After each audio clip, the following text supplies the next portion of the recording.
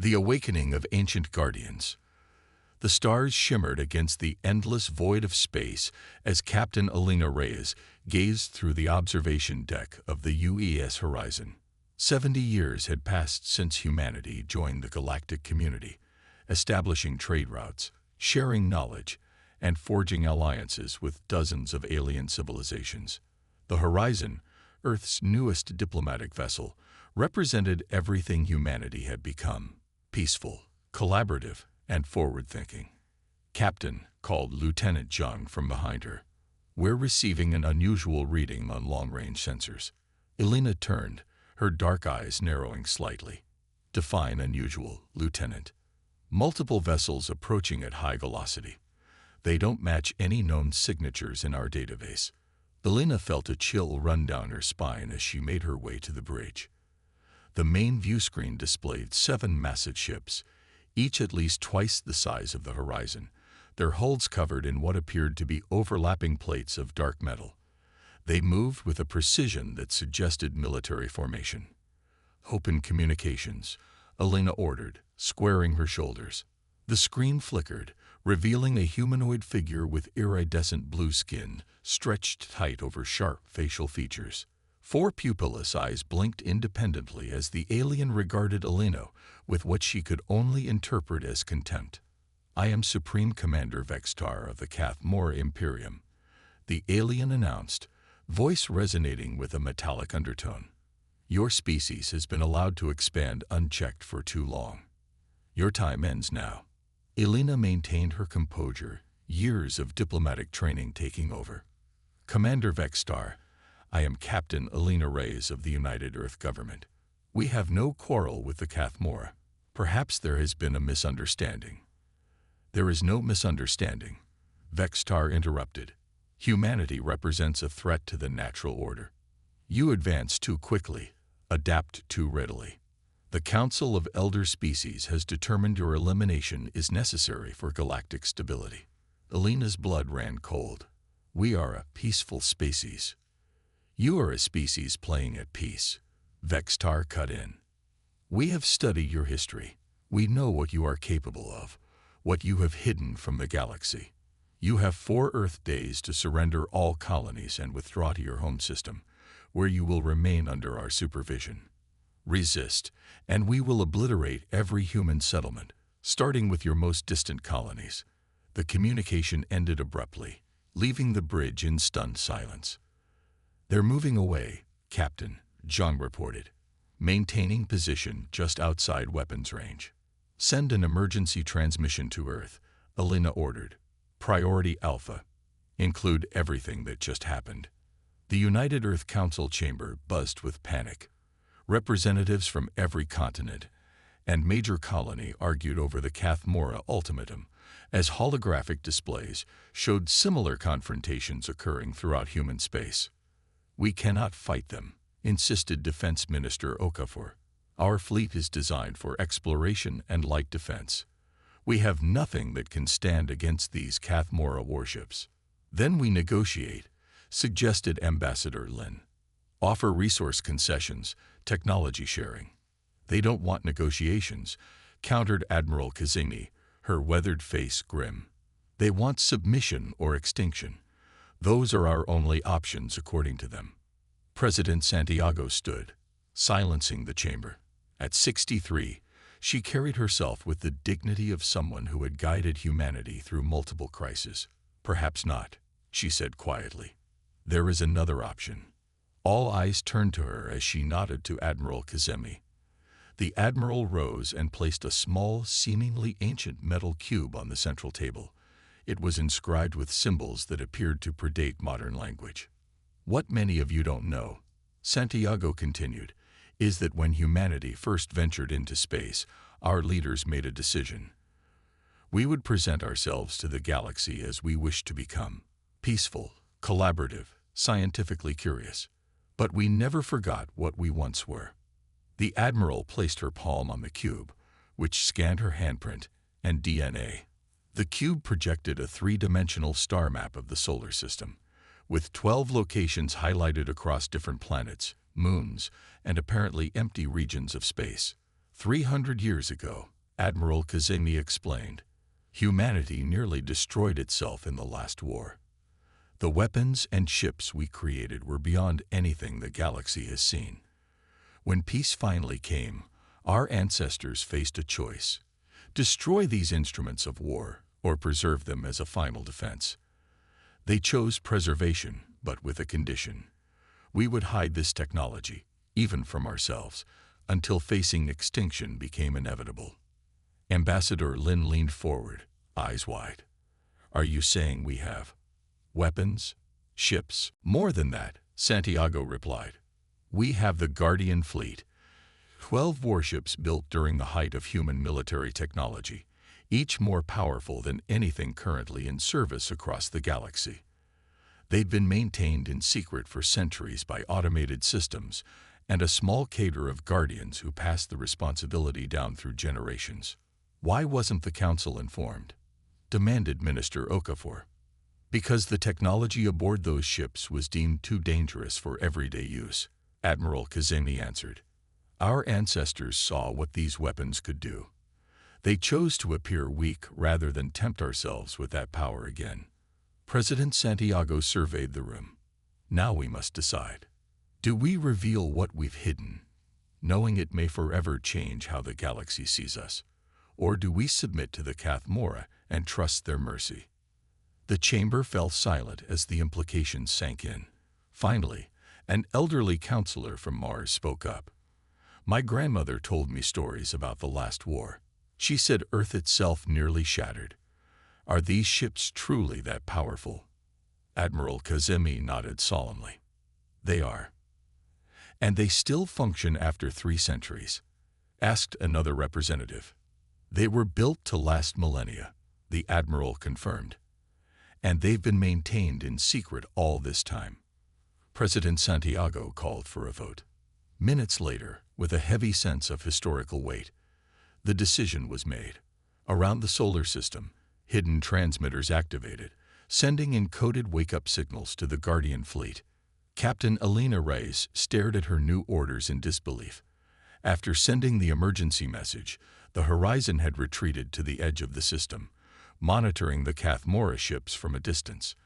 Now, Alina was being instructed to take a shuttle to coordinates that appeared to be empty space.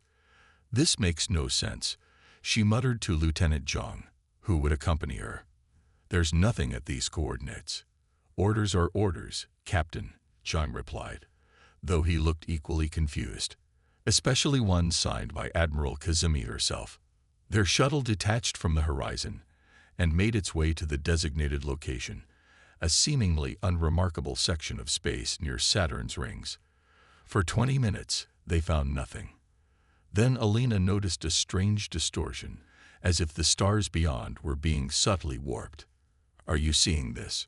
She asked Zhang, who nodded wordlessly.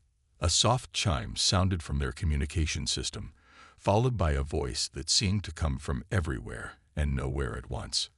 Identity confirmed. Captain Alina Reyes, United Earth Navy. Genetic lineage validated. Initiating decloaking sequence. Before their eyes, space itself seemed to fold outward, revealing a massive ship unlike anything Alina had ever seen. It stretched at least 3 kilometers from bow to stern, its hull made of a dark material that seemed to absorb light rather than reflect it. Unlike the smooth, streamlined designs of modern vessels, this ship featured angular, almost aggressive architecture, with what were clearly weapon emplacements positioned strategically across its surface. By all the stars, whispered Zhang. What is that? Their shuttle's communication system activated again. Captain Reyes, this is Admiral Kazemi. Welcome to the UES Nemesis, flagship of the Guardian Fleet. You've been selected to serve as her commanding officer. Alina found her voice with difficulty. Admiral, I don't understand. This ship, it's not in any registry. It's not even using known building materials. That's correct, Captain. The Nemesis was built 300 years ago, during the final years of the last war. She and 11 sister ships represent the pinnacle of human military technology. Technology we chose to hide from ourselves and the galaxy. Why? Elena asked, still struggling to comprehend the scale of what she was seeing. Because we nearly destroyed ourselves with it, Kazemi replied grimly. When peace finally came, our leaders decided some powers were too great to be trusted in daily use. But they also recognized that threats like the Kathmora might one day emerge. So they created the Guardian Protocol. The ships would be hidden, maintained in secret, ready if humanity ever faced extinction. As their shuttle approached a docking bay that opened like a massive maw in the side of the ancient warship, Elena felt the weight of history pressing down on her. Admiral, I'm trained to command diplomatic vessels. Not whatever this is. The ship will help you, Captain. Now dock your shuttle and prepare to meet your guide. You have 48 hours to learn how to command humanity's most powerful warship before the Kathmora deadline expires. The interior of the Nemesis was cavernous, its corridors wide and tall compared to modern vessels. Everything about it spoke of function over comfort, of a time when humanity built for war rather than exploration. A tall woman with silver hair waited as Elena and Zhang disembarked from their shuttle. Captain Reyes. The woman greeted them. I am Commander Diana Vega, one of the Guardians assigned to the Nemesis. Welcome aboard. Commander, Elena acknowledged, still overwhelmed. This ship, how has it remained hidden for 3 centuries? Follow me to the bridge, Vega replied. There's someone you need to meet who can explain better than I can. The bridge of the Nemesis was circular, with control stations arranged around a central command chair. The technology looked both ancient and advanced simultaneously, as if designed with principles that had been forgotten or abandoned. As they entered, a blue light coalesced in the center of the room, forming the translucent figure of a woman in what appeared to be a uniform from another era. Captain Elena Reyes, the figure said, her voice the same one that had spoken to them during approach. I am HFY, the artificial intelligence of the UES Nemesis. I have waited 327 years to meet the one who would command this vessel in battle. Elena stared at the hologram. You're the ship. I am its mind. Yes, HFY replied. Created during the final days of the last war, when humanity realized that the complexity of these vessels required more than human reaction times to utilize fully. But how are you still functioning after so long? Zhang asked. I was designed to last millennia, HFY explained, and I have not been idle. While the ship remained hidden, I maintained systems, ran simulations, and prepared for this day, the day when humanity would need its guardians again. Commander Vega stepped forward. Captain, we don't have much time. The Kathmora ultimatum expires in less than 2 days, and you need to understand what this ship can do before then. What exactly can it do? Elena asked, looking around at the ancient yet somehow futuristic bridge. Athena's holographic form smiled slightly. Perhaps it would be easier to show you. The hologram expanded, filling the bridge with 3-dimensional displays of weapon systems beyond anything in humanity's current arsenal. Gravity manipulation technology that could tear enemy ships apart from the inside, energy weapons that could slice through any known shielding, defensive systems that could absorb and redirect attacks. These technologies were deemed too dangerous for everyday use, Commander Vega explained. The power they represented. It was decided that humanity wasn't ready to live with such capability on a daily basis. So instead, we pretended to be technologically inferior. Elena asked, We've let other species believe we're barely capable of interstellar travel when we had this. The choice was made for the good of humanity and the galaxy, HFY replied. Your ancestors understood the temptation that comes with power. They chose humility over dominance, cooperation over conquest. Elena ran her hand along a nearby console, feeling the weight of history beneath her fingers. And now, Commander Vega said grimly, we reveal what we've been hiding. The Kathmora have left us no choice. Throughout the solar system, in deep ocean trenches on Europa, hidden in Mars caverns, cloaked in the rings of Saturn, And drifting in the darkness beyond Pluto, 11 other massive ships were awakening. After centuries of secrecy, humanity's guardians were preparing for war. Athena's hologram regarded Elena with glowing eyes. "Captain Reyes, are you prepared to command this vessel? To wield power that has remained hidden for centuries?" Elena took a deep breath, looking around at the bridge that would soon be hers, at the technology built by ancestors who had known both the horror of war and the wisdom to hide its tools. "I am," she said finally. "Not because I want to, but because humanity needs me to." Athena nodded, her expression solemn. "Then let us begin your training, Captain. We have much to prepare before we face the Cathmora." As Elena settled into the command chair, feeling it adjust to her body, she couldn't help but wonder what the galaxy would think when they learned the truth, that humanity had never been the weak, peaceful species they pretended to be. They had simply chosen peace, while keeping the capacity for war hidden in the shadows, waiting for the day when the stars themselves would tremble at humanity's awakening. When stars tremble, the Cathmora began their assault exactly when they promised they would. As the deadline expired, their warships appeared above 3 human colonies simultaneously: New Titan in the Epsilon Eridani system, Haven around Tau Ceti, and the research outpost orbiting Proxima Centauri. Their attacks were precise and overwhelming, designed to demonstrate the futility of resistance. Supreme Commander Vextar watched from the bridge of the Infinite Dominion as his fleet bombarded the defensive platforms protecting New Titan. The human defenses fell quickly, as expected. The colony below, home to 12 million souls, lay exposed and vulnerable. "Pitiful," Vextar commented to his second-in-command. The Council of Elder Species was concerned about these creatures. "Their technology is primitive, their defenses negligible. Perhaps they evolved too quickly," Supreme Commander replied Sub-Commander Kelvor. "Their biological adaptability is unprecedented.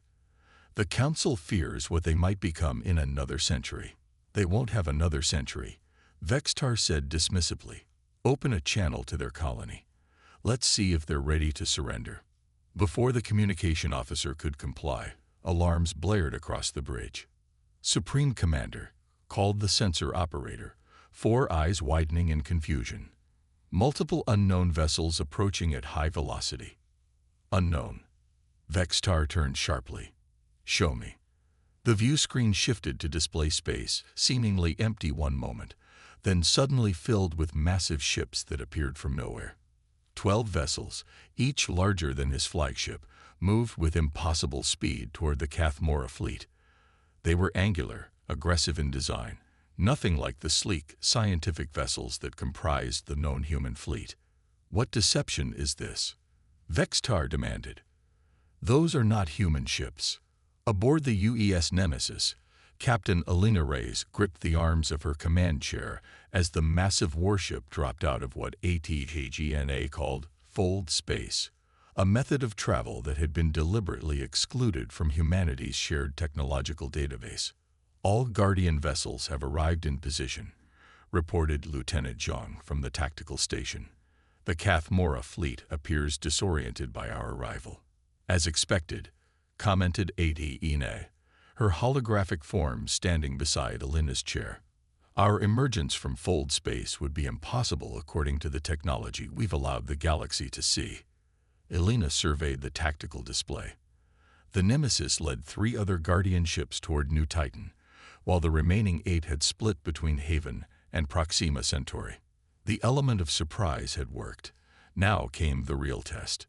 "Open communications with the Cathmora flagship," Elena ordered. The screen flickered to life, showing the startled face of Commander Vextar. His 4 eyes blinked rapidly as he assessed the human on his view screen. "Captain Reyes," he said, recovering quickly. "I see your species has been hiding toys. It won't matter. Your deception only confirms why you must be contained." Elena met his gaze steadily. "Commander Vextar, we offered no deception. When humanity joined the galactic community, we chose to present ourselves as we wish to become: peaceful, collaborative, focused on science and understanding. What you see now is what we chose to leave behind. Leave behind. Vextar's voice held a note of uncertainty. The Guardian fleet was built over 3 centuries ago, during the darkest period of human history, Alina explained. When peace finally came, our ancestors made a choice: to hide these weapons, to step away from the precipice of power, to join the galaxy not as conquerors but as partners. A convenient story, Vextar replied, though Alina could see doubt forming. If these ships are so old, they cannot possibly match modern Cathmora technology. Alina allowed herself a small smile. I suggest you scan us more thoroughly, Commander. What you find may surprise you. She nodded to Zhang, who cut the transmission. All ships report weapons systems fully operational, Commander Vega announced from her station. Defense grids at maximum capacity. The Cathmora are scanning us now, HFY reported. They're attempting to penetrate our defensive shields with targeted energy pulses. Alina took a deep breath. Let them look. It's time the galaxy saw what humanity has been hiding. On the infinite dominion, Vextar stared at the sensor readings in disbelief. The technology aboard the human vessels defied categorization. Energy signatures that fluctuated in impossible patterns, defensive fields that absorbed and redirected his probing scans, and weapon systems that his computers couldn't even classify. Supreme Commander, Kelvor said quietly, these readings, they can't be accurate. This technology, it's beyond anything in the database. Beyond anything the Council has seen, Vextar corrected, mind racing.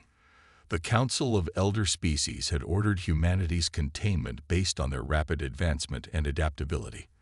They had feared what humans might become in the future.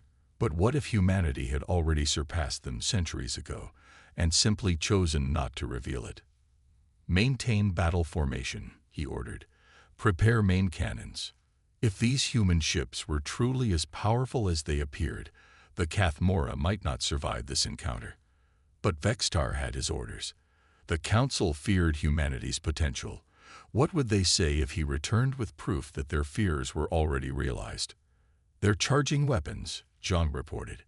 Alina nodded, having expected no less. Athena, Defensive Protocol Aegis. Engaging Aegis defensive field, the AI responded calmly. The Cathmora opened fire, their energy weapons lancing toward the Nemesis with enough power to shatter a modern Earth vessel.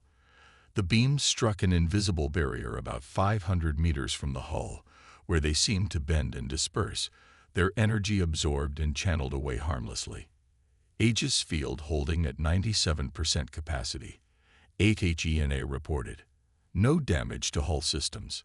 Alina watched the Cathmora ships on the view screen, noting their apparent confusion as they adjusted their weapons and fired again with the same result. They're launching fighter craft, Commander Vega announced. Deploy countermeasures, Alina ordered. But no lethal force yet. I want to give them one more chance. Small ports opened along the Nemesis's hull, releasing thousands of tiny drones that moved to intercept the incoming Cathmora fighters. Rather than attacking, the drones surrounded each fighter in containment fields, effectively neutralizing them without destruction. Open communications again, Alina said. Vextar's face appeared once more, his expression now openly concerned. Commander Vextar, Alina began. As you can see, your weapons cannot harm us. We could have opened fire already, but we haven't. That choice reflects who we are now, not what these ships were built for. What do you want? Vextar asked cautiously. The same thing we've always wanted, peaceful coexistence. These ships, this technology, we hid it because we understood its danger. We chose restraint over power, cooperation over dominance. Now we ask you to make the same choice. The Council will never. The Council feared what we might become, Alina interrupted. I'm offering to show you what we chose not to be. She nodded to Athena, who transmitted a data packet to the Cathmora ship. These are historical records from our last war, Alina explained. When these ships were built, humanity nearly destroyed itself. We created weapons that could shatter planets, technology that could unravel the fabric of space itself. And when we finally found peace, we looked at what we had become and chose a different path. Vextar's eyes narrowed as he reviewed the data. Why share this with us now? Because you need to understand, Alina said simply. We didn't hide these ships out of deception. We hid them out of wisdom. The power they represent, it changes those who wield it. We chose to lock them away until facing extinction became inevitable. Yet you bring them out now, Vextar countered. Because you left us no choice, Alina replied.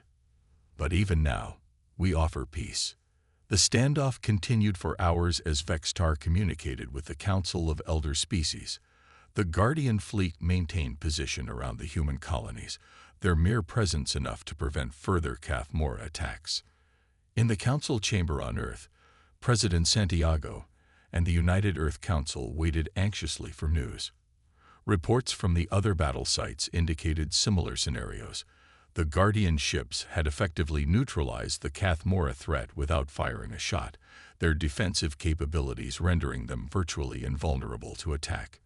It appears the mere revelation of the Guardian fleet may be enough to force negotiations, Admiral Kazemi noted, just as our ancestors hoped. But what happens after? Asked Minister Okafor. Now that the galaxy knows what we've been hiding, how do we return to being seen as peaceful? Perhaps we don't, President Santiago said thoughtfully. Perhaps instead, we become known as the species wise enough to hide their strength, and compassionate enough not to use it unless absolutely necessary. On the Nemesis, Alina received the transmission she had been waiting for. The Cathmora are requesting a formal cessation of hostilities, HFY announced. Supreme Commander Vextar wishes to speak with you privately. When Vextar's image appeared on the screen, his demeanor had changed. The arrogance was gone, replaced by cautious respect. Captain Reyes, he began, the Council of Elder Species has reviewed your historical data. They find it illuminating. And, Alina prompted, they have authorized me to negotiate a peaceful resolution. The attack on your colonies will cease immediately.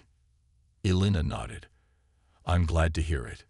However, Vextar continued, the revelation of your Guardian fleet changes everything.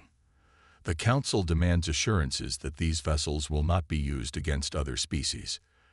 The same assurance we've maintained for 3 centuries, Alina replied. These ships were never meant for conquest. They exist solely for humanity's defense. Yet you hid them from the galaxy, Vextar pointed out. Because we understood the fear they would inspire, Alina said.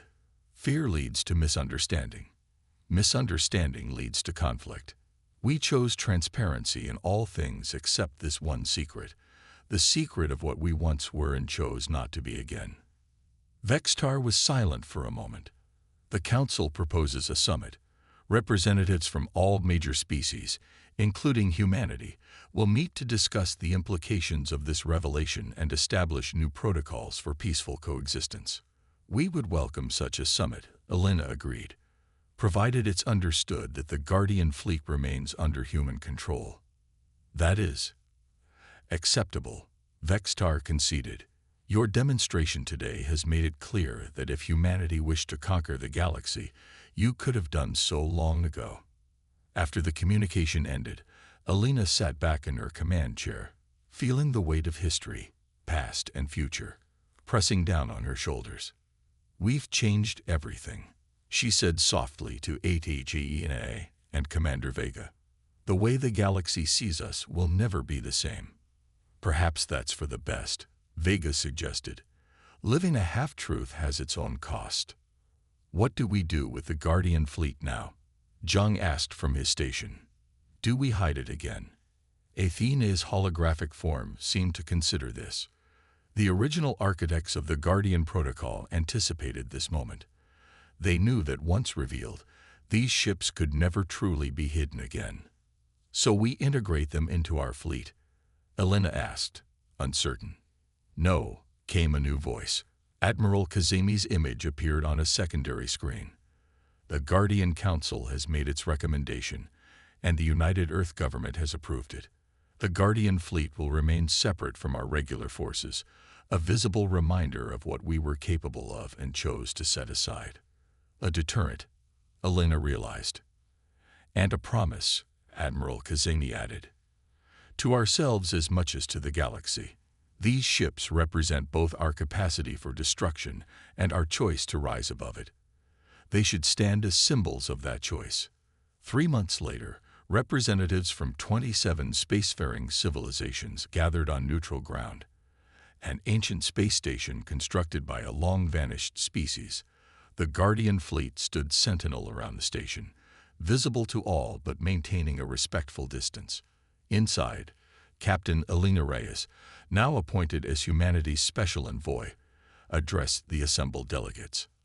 300 years ago, humanity nearly destroyed itself through war, she began. The ships you now see surrounding this station were built during that time. Weapons of such power that when peace finally came, our ancestors chose to hide them, even from ourselves. She paused, looking around at the diverse assembly. We joined the galactic community not as conquerors, but as explorers and learners. We shared our art, our science, our culture, everything except this one secret. Not out of deception, but out of wisdom. We understood that power corrupts, that strength can become a temptation. The Cathmora delegate, not Vextar, but a higher-ranking official, spoke up. Yet you maintained these weapons in secret. How can the Council trust that you won't build more? Because we didn't, Elena replied simply. For 3 centuries, we possessed the knowledge to create technologies beyond anything currently in use across the galaxy. We chose not to. What greater proof of our intentions could there be? Murmurs spread through the assembly as delegates conferred with each other. The Guardian fleet will remain as it is, Elena continued. Neither hidden nor deployed in aggression. It will stand as a reminder of humanity's past and our commitment to a peaceful future. Not because we are weak, but because we understand the responsibility that comes with strength. As the summit continued, discussions turned to a new understanding between species. The fear that had driven the Cathmora to attack humanity, the fear of what humans might become, had been replaced by respect for what humans had chosen not to be. Back on the Nemesis, Elena stood with ATCHENA and Commander Vega, watching Earth rotate slowly beneath them. The ancient warship had taken up position in high orbit, visible to all below as a reminder of humanity's choice. What do you think happens now? Elena asked the AI. History suggests several possibilities. ATENA replied.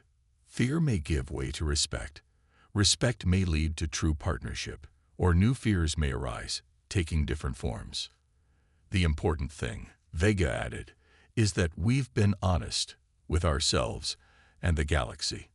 No more secrets, no more pretending to be less than we are. Elena nodded slowly. Our ancestors built these ships for war, then hid them in an act of wisdom. We revealed them out of necessity. And now, Athena prompted.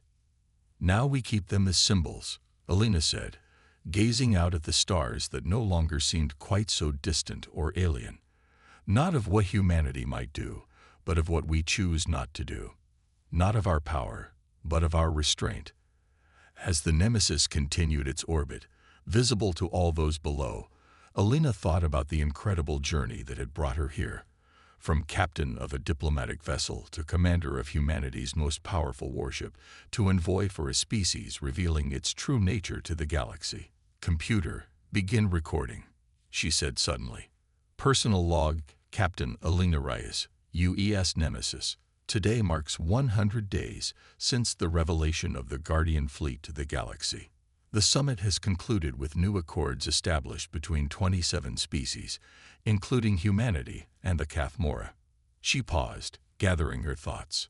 300 years ago, our ancestors faced a choice: to destroy the instruments of war they had created or to preserve them as a final defense. They chose preservation, but with wisdom. They hid this fleet, presenting to the galaxy only what they hoped humanity would become. Elena looked out at the stars, countless points of light representing worlds and civilizations she might never see. Now we face our own choice. Not whether to use these ships, that decision was made for us by the Cathmora, but what to do with them now that the galaxy knows they exist. Do we return them to the shadows? Do we integrate them into our fleet, embracing the power they represent? Or do we find a third path? HFY and Commander Vega listened silently as Elena continued. I believe our ancestors would approve of our decision. The Guardian fleet will remain separate from our regular forces, visible but restrained, powerful but controlled, a reminder to ourselves and the galaxy of what we were capable of, and what we chose to become instead. She smiled slightly. In the end, perhaps that was the true purpose of the Guardian Protocol, not just to provide a last defense for humanity, but to show the galaxy that true strength lies not in the weapons we build, but in the wisdom to know when not to use them. Elena ended the recording and turned to HFY. Set course for the Proxima Centauri colony. We'll begin our patrol from there. As the massive engines of the ancient warship powered up, Elena felt a profound sense of purpose. The Guardian fleet had been built for war, hidden in wisdom, and revealed out of necessity. Now it would serve as humanity's most powerful statement to the galaxy, not a threat, but a promise. Not a declaration of dominance, but a commitment to peace. The stars themselves seemed to tremble as the Nemesis moved away from Earth, not as harbingers of destruction, but as witnesses to humanity's choice, to acknowledge their power and choose restraint, to reveal their strength and offer peace.